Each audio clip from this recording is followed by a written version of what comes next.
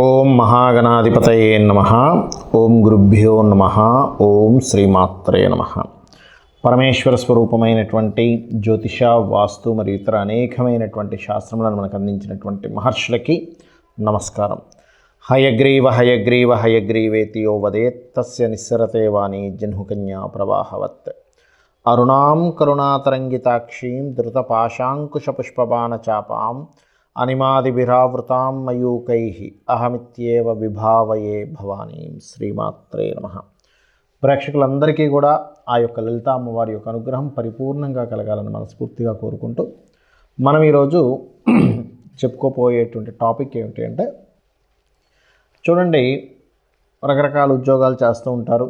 అయితే ఆ రకరకాల ఉద్యోగాలు చేసేటువంటి క్రమంలో సడన్గా ఆ ఉద్యోగం ఏదైనా డిస్టర్బ్ అయితే వాళ్ళ గనక ఎక్స్ట్రా ఇన్కమ్ ఏదైనా సైడ్ ఇన్కమ్ లేదనుకోండి, చాలా ఇబ్బంది పడిపోతూ ఉంటారు. కొన్ని ఇళ్లల్లో పాపం భార్యాభర్త ఇద్దరూ కనుక చేస్తున్నట్లయితే పర్వాలేదు, ఉద్యోగం కానీ ఏదైనా వ్యాపారం కానీ. అలా కాకుండా ఒక్కరే కనుక చేస్తున్నప్పుడు ఏదైనా ఉద్యోగం వాళ్ళకి ఇంకొక ఇన్కమ్ కనుక లేనట్లయితే సడన్గా ఉద్యోగం పోతే ఇబ్బంది పడతారు. కాబట్టి ప్రతి వ్యక్తికి కూడా ఏదో ఒక సైడ్ ఇన్కమ్ ఉండాలి. ఒక ప్రాపర్టీ కొని లేకపోతే దాని మీద రెంట్స్ రావడం కానీ, లేకపోతే ఇంకోటి ఏదైనా సైడ్ బిజినెస్ చేయడం కానీ, ఎవరి దగ్గర ఇన్వెస్ట్మెంట్ చేసి ఆ రకంగా కొంత డబ్బులు వస్తే బాగుండు అనేటువంటిది ప్రతి ఒక్కరికి ఉంటుంది. ఎందుకు అంటే అప్పుడు సెక్యూర్డ్గా ఉంటాడు మనిషి. చేసేటువంటి జాబ్ ఏమైనా డిస్టర్బ్ అయినా కూడా చాలా సెక్యూర్డ్గా ఉంటాడు. మరి ప్రతి ఒక్కరికి ఆ కోరిక ఉంటుంది, కానీ అందరికీ అది సాధ్యపడుతుందా? అది సాధ్యపడేలా చేసుకోవాలంటే జ్యోతిష్శాస్త్రంలో నిజంగానే అలాంటి ఫార్ములా ఏదైనా ఉందా అంటే ఖచ్చితంగా ఉందని చెప్తున్నాను నేను. ఎందుకంటే దీన్నే ఫ్రీ వీల్ అంటారు. మనము ఈరోజు చెప్పుకోబోయేటువంటి టాపిక్కి పర్టికులర్గా ఏంటంటే YGM 369 ఫార్ములా అన్నమాట.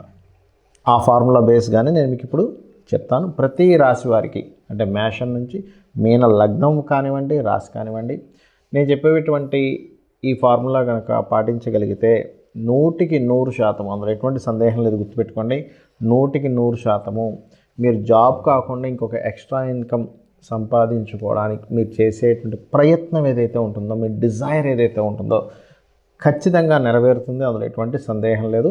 ఒక్కొక్క రాశి గురించి మనం చెప్పుకుందాం. కన్యా రాశి ఆర్ కన్యా లగ్నము. గుర్తుపెట్టుకోండి, లగ్నం తెలిసిన వారు లగ్నం చూసుకోవచ్చు, లేదంటే నాకు రాశి తెలుసు అని అనుకునేవారు రాశి మాత్రమే తెలుసు, లగ్నం తెలియదు అనుకునేవారు చూసుకోవచ్చు. అందులో ఉన్న నక్షత్రాలు ఉత్తర, హస్త, చిత్త 1-2 పాదాలు. ఉత్తర 2, 3, 4 పాదాలు ఉంటాయి కన్యారాశిలో. అదేవిధంగా హస్త 4 పాదాలు ఉంటుంది, చిత్త 1-2 పాదాలు ఉంటుంది. అయితే ఈ నక్షత్రాల వారికి కూడా ఇప్పుడు నేను చెప్పబోయేటువంటిది ఏదైతే ఉందో ఈ ప్రక్రియ ఎక్స్ట్రా ఇన్కమ్. ఎందుకంటే ఇప్పుడున్న ప్రపంచం ఏదైతే ఉందో మన కాస్ట్ ఆఫ్ లివింగ్ బాగా పెరిగిపోయింది. అసలు పెరిగిపోయినప్పుడు ఖచ్చితంగా మనకి ఇన్కమ్ పెంచుకోవాలి. బట్ మన జాతచక్రంలో యోగం ఉందో లేదో, అమ్మో ఏమిటో అనేటువంటి భయం లేకుండా ఇది సెల్ఫ్గా మనం చేసుకోవచ్చు. అయితే ఇక్కడ మనం కన్యా లగ్నం గురించి మాట్లాడుకుంటున్నాం కాబట్టి ఫస్ట్ ఆఫ్ ఆల్ కన్యా లగ్నం వారికి ఇన్బిల్ట్గానే వాళ్ళకి మేనేజింగ్ క్వాలిటీస్ బాగుంటాయండి. మేనేజ్ చేయడం అద్భుతంగా మేనేజ్ చేయగలరు కన్యా లగ్నం వారు, చాలా బాగా మేనేజ్ చేయగలరు. ఎందుకంటే ఆ మేనేజింగ్ తత్వం వాళ్ళలో ఇన్బిల్ట్గా ఉంటుంది, ఒకరు నేర్పక్కర్లేదు. మీకు చాలా చక్కగా మేనేజ్ చేయగలుగుతారు. ఇంకోటి ఏంటంటే వీళ్ళకి ఎప్పుడు కూడా బిజినెస్ చేయాలనే కోరిక ఇంకా ఎక్కువగా ఉంటుంది. ఇంకోటి ఏంటంటే వీళ్ళ లైఫ్లో చాలా అప్ అండ్ డౌన్స్ కూడా చూస్తారండి. వీళ్ళకి ఎప్పుడు ఏదో ఒక అప్పు ఉంటూ ఉంటుంది. ఫస్ట్ ఆఫ్ ఆల్ నేను ఇప్పుడు చెప్పినటువంటిది ఏదైతే ఉంటుందో, అప్పు అంటే కేవలం మాట మీరు అనుకోకుండా ఓన్లీ డబ్బులతో కూడినటువంటి అప్పే కాదు, ఏదైనా ఒక రుణం. అది ఎటువంటి రుణము అంటే, వీరికి నేను పలానా చేద్దామనుకున్నాను, వాళ్ళకి పలానా నేను చేసి పెట్టాలి, నేను వీరి ద్వారా అంటే అలా రుణాలు చాలా సహజంగా ప్రతి వ్యక్తి కూడా ఏదో ఒక రుణం కోసమే భూమి మీద జన్మిస్తాడు, అందులో ఎటువంటి సందేహం లేదు. కానీ వీళ్ళు స్పెసిఫిక్గా ఎక్కువ ఉంటాయి, వీరికి బాధ్యతలు ఎక్కువ ఉంటాయి, రుణాలు ఎక్కువ ఉంటాయి. బట్ దీన్ని అధిగమించడానికి ఏంటో కూడా నేను మీకు చెప్తాను. ఫస్ట్ ఆఫ్ ఆల్ ఏంటంటే, మీకు ఎక్స్ట్రా ఇన్కమ్ జనరేట్ అవ్వాలి అంటే మీకు చేయవలసింది ఏమిటి? కుమారస్వామి ఆరాధన ఎక్కువగా చేయండి ఫస్ట్ మీరు. సరే, రైట్.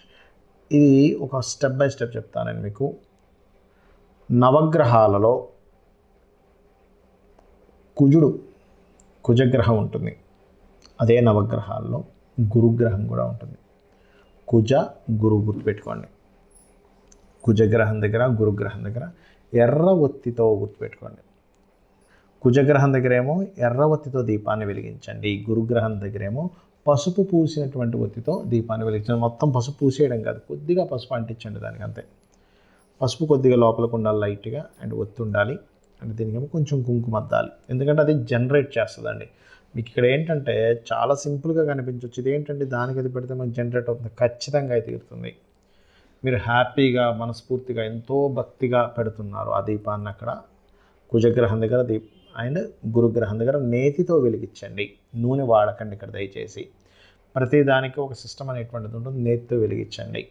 నేతితో వెలిగించి ఓం మంగళాయ నమః, ఓం గురుగ్రహాయ నమః ఇచ్చేయండి. ఇది కనుక మీరు రెగ్యులర్గా నిరంతరము గురుగ్రహము కుజగ్రహము దగ్గర కనుక మీరు దీపారాధన కనుక చేస్తుంది, లేదండి నాకు రోజు కుదరదు, కనీసం మంగళవారాలు గురువారాలు అని చేయండి. మంగళ గురువారాలు ఇంకా 2 రోజులు ఎక్స్ట్రా ఏదైనా చేయొచ్చా అని అనుకుంటే కనుక మీరు బుధవారము చేయొచ్చు, అదేవిధంగా సోమవారం కూడా చేయొచ్చు. ఈ 4 రోజులు చేస్తున్నామా, రోజు చేస్తామా, 2 రోజులు చేస్తామా, అది మీ ఇష్టం. మీరు ఎన్ని రోజులు కంటిన్యూస్గా రోజు చేస్తే మాత్రం ఖచ్చితంగా త్వరగా రిజల్ట్ వస్తుంది. మీకు ఎక్స్ట్రా ఇన్కమ్ జనరేట్ అవ్వడానికి మీరు చేసే ప్రయత్నం ఫలిస్తుంది. ప్రతి ఒక్కరు ప్రయత్నిస్తారు ఎక్స్ట్రా ఇన్కమ్ జనరేషన్ కోసం. కొన్ని డబ్బులు ఇంకో ఫ్రెండ్కి ఏదో ఇచ్చో, లేకపోతే ఇంకోటి ఏదో బిజినెస్లో పెట్టో, కానీ అది ఫెయిల్యూర్ అవుతూ ఉంటారు. ఫెయిల్యూర్ అవ్వకుండా ఉండడానికి చెప్తున్న ఫార్ములా మీకు ఇది. కన్యాలగ్నం వారికి, కన్యారాశి వారికి రైట్ ఇచ్చేయండి. చేస్తూ మీరు ఏం చేస్తారంటే పర్టికులర్గా పెసలు ఉంటాయి, పెసలు మరియు నువ్వులు, ఈ 2 పదార్థాలతో చేసినటువంటిది ఏదైనా ఫుడ్. నువ్వులు అంటే నువ్వుల ఉండలు తీసుకెళ్ళి మాత్రం గోవు పెట్టకండి దయచేసి. పాపం అది ఏదైనా ప్రెగ్నెన్సీతో ఉంటే ఇబ్బంది అవుతుంది. మామూలుగా అందరికీ పంచిపెట్టండి. నువ్వుల ఉండలు, పెసరపప్పుతో చేసినటువంటిది ఏదైనా పదార్థం, లేదా డైరెక్ట్గా పెసరపప్పు నువ్వులు ఎవరికైనా ఇస్తానన్నా ఇవ్వచ్చు. మీరు గుళ్ళో ఇవ్వచ్చు, లేకపోతే మీ కిందనే ఉండేటువంటి ఎవరికైనా సరే వాడుకోవడానికి ఇవ్వచ్చు. గుర్తుపెట్టుకోండి. ఎక్కువ రెగ్యులర్గా ఇస్తూ ఉండండి రెగ్యులర్గా. అదేమవుతుందంటే మీకు తెలియకుండానే ఆ డిజైర్స్ని ఆపేటువంటిది. ప్రతి వ్యక్తికి కోరిక ఉంటుంది, ప్రతి వ్యక్తి కూడా ఏదైనా చేద్దామని చెప్పి సంకల్పం ఉంటుంది, కానీ ఎక్కడో ఆగిపోతుంటుంది. జీవితంలో ఆగిపోతున్నప్పుడు చాలా ఇబ్బందికరంగా అనిపిస్తుంది. ఏమిటి నాకు ఇన్ని, ఎందుకంటే మిథునం వారికి ఎలా అయితే తెలివితేటలు ఉంటాయి, కన్య వారికి కూడా అన్ని తెలివితేటలు ఉంటాయండి. చాలా స్పాంటేనియస్గా చేయగలుగుతారు, చాలా మంచి తెలివితేటలు ఉంటాయి. చాలా అంటే ఇది నేను చేయలేను అనేటువంటిది ఉండదు. పిల్లలోని గొప్పతనం ఏంటంటే ఇది నేను చేయలేను అనేటువంటి ఏదైనా చేస్తానని రెడీ, ఒకసారి చూసాను చేసేస్తా అంటారు. అంత అద్భుతం వీళ్ళ లగ్నం. అయితే ఈ దానం ఇవ్వండి. ఓకే రైట్, నేను ఇండియాలో ఉంటే ఇది నాకు సాధ్యం. ఏ బయట దేశంలో, ఏ గల్ఫ్ దేశాల్లోనే, ఏ అమెరికాలోనో, ఏ ఆస్ట్రేలియాలో ఎక్కడ ఉన్నాను, అక్కడ ఉదాహరణకు మీకు దగ్గరలో టెంపుల్స్ లేవు, మీరు వెళ్ళలేరు, ఉన్నా మీరు దూరంగా ఉంది, మీరు వెళ్ళలేరు. అప్పుడు ఏం చేయాలి? చాలా సింపుల్గా ఇంట్లో చిన్న గిన్నెలు 2 తీసుకోండి. అందులో పసుపు ముద్దలాగా కలపండి. పసుపు ముద్ద పెట్టి ఇదే కుజుడు అనుకోండి, ఇంకో పసుపు ముద్ద పెట్టి ఇదే గురుగ్రహము అనుకోండి. తర్వాత ఆ పసుపు ముద్ద ఏం చేయాలని అడగవచ్చు మీరు. ఆ పసుపు ముద్దను మీరు మామూలుగా వాడుకోవచ్చు, మీరు ఏమీ ఇబ్బంది ఏం లేదు. చక్కగా ఆ పసుపు ముద్దను పెట్టి ఏం చేస్తారంటే కుజుడు గురువు అని అనుకుంటూ చక్కగా వాటికి దండం పెట్టుకొని ఓం మంగళాయ నమః, ఓం ఓం గురుగ్రహాయ నమః అని కూడా అనుకోవచ్చు. ఈ 2 గ్రహాల దగ్గర ఆ దీపారాధన చేసి ఒక 10 నిమిషాలు, ఖచ్చితంగా 10 నిమిషాలు, 108 సార్లు అలాగా 108 సార్లు చేసుకుంటూ కానీ సంఖ్య మీదకి వెళ్ళిపోతుంది. మీ ఆలోచన అంతా కూడా సంఖ్య మీదకి వెళ్తుంది. సంఖ్య మీదకి వెళ్తే భగవంతుడి మీద మీరు చేసే దాని కాన్సన్ట్రేషన్ తగ్గుతుందని నేను ఎప్పుడు సంఖ్యను చెప్పను. నేను అలా చేయండి, ఖచ్చితంగా ఏమవుతుందంటే మీకు బాగుంటుంది. అదేవిధంగా అక్కడ ఏదైనా చెప్పాను కదా ఇందాక నేను మీకు ఏమి ఇవ్వాలనేటువంటిది పదార్థం దానంగా, ఆ రకంగా పెసలతోని నువ్వులతో చేసిన పదార్థం అక్కడ కూడా ఎవరికైనా ఇవ్వచ్చు. ఒకవేళ మీరు అక్కడ ఇవ్వలేకపోతున్నారు, ఉదాహరణకి మీరేమో ఫారిన్ కంట్రీస్లో ఉన్నారు, మీ వాళ్ళేమో ఇండియాలో ఉన్నారు. మీ వాళ్ళతో ఇండియాలో ఇప్పించండి మీ పేరు మీద. మీరు వాళ్ళకి ఖచ్చితంగా మనీ ట్రాన్స్ఫర్ చేయండి, దానికి డబ్బులు దీనికి అని. ఎందుకంటే మీరు ప్రత్యేకంగా ఖర్చు పెట్టిందే మీ కర్మలోకి సంబంధం కలుగుతుంది, గుర్తుపెట్టుకోండి. రైట్.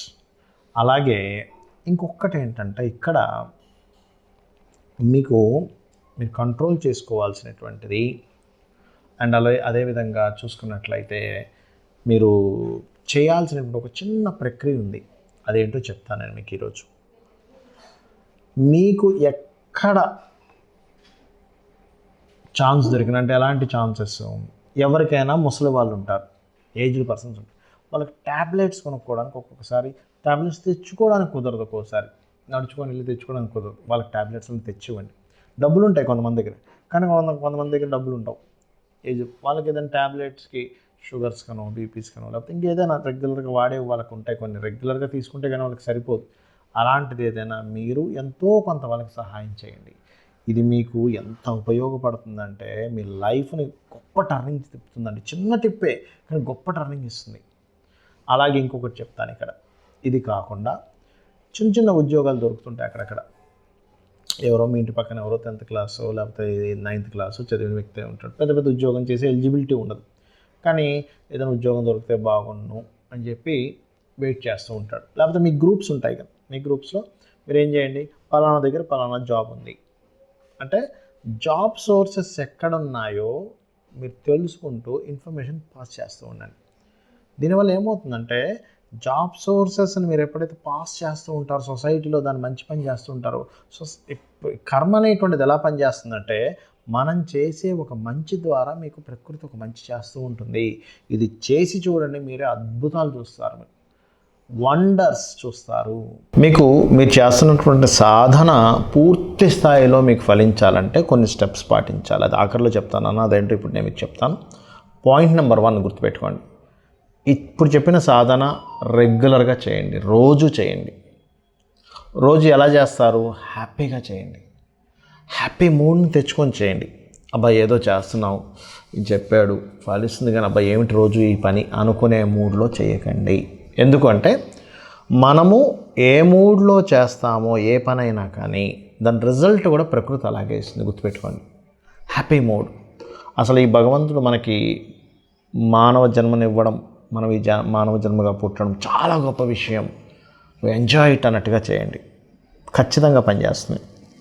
అలాగే మరొకటి ఏంటంటే మీకు ఇప్పుడు ఈ ప్రక్రియ వల్ల 100% మీకు సక్సెస్ వస్తుందండి, అందులో ఎటువంటి డౌట్ లేదు, గుర్తుపెట్టుకోండి. 100% వస్తుంది, వచ్చి తీరుతుంది. వచ్చిన దాంట్లో 1% నుంచి 10% లోపల మీ ఇష్టం, మీరు ఎంతైనా చేసుకోవచ్చు. ఎందుకంటే 1% అని ఎందుకు అంటున్నానంటే ఒక వ్యక్తికి 1000 రూపాయలే రావచ్చు, పాపం అతనికి ఎక్స్ట్రా ఇన్కమ్. ఆ 1000 రూపాయలతో ఆ 1000లో 100 నువ్వు వేరే దానికి ఖర్చు పెట్టు అంటే పాపం అతనికి సాధ్యపడకపోవచ్చు, కానీ 10 రూపాయలు ఖర్చు పెట్టగలడుగా. 10 రూపాయలు 1000 రూపాయలు 10 రూపాయలు చాలా సింపుల్ విషయం కదా.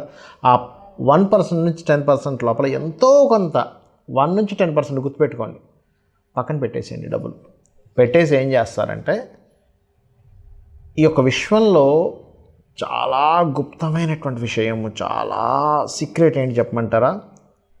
ఆ డబ్బుల్ని తీసుకొని మీరు మొక్కలు నాటడానికి, మొక్కల కోసం మీరు వినియోగించండి. ఇక్కడ మీకు చాలామందికి సందేహం కలుగుతుంది, ఎందుకంటే నేను ఎక్కడ నాటుతాను సార్, నాకు అసలు ఎక్కడ భూమి లేదు, ఏమీ లేదు, నేను ఎలా చేస్తాను అనుకోవచ్చు.